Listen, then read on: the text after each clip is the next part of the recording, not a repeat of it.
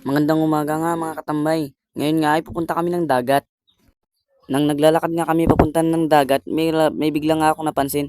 Bet parang nagdidilim na. Ay, kamera ko lang nga pala. Akala ko nga ay dilim na. Ngayon nga ay malapit na kami makapunta ng dagat habang tumitingin sa mga magandang tanawin. Nang naglalakad nga kami, may bigla akong nakitang prutas.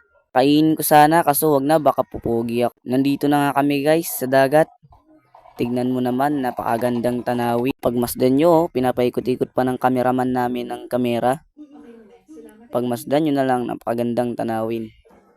At isang saglit na lang, makikita nyo na ang mga kasama kong nagse-selfie. Uy, napa-English.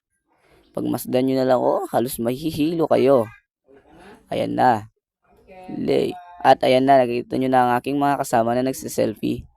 Oh, yung isa naghubad pa. Samantalang isang kasama namin gustong maging isang rider. Nang tumitingin-tingin nga ako sa mga puno, may bigla akong nakitang unggoy na sumasayaw. Ay, Darna! Dami ko ang nakitang kababalaghan ngayong araw. Tingnan nyo naman, ngayon alimango. Sa loob ng pugad ng ibon, kanina unggoy na sumasayaw sa puno.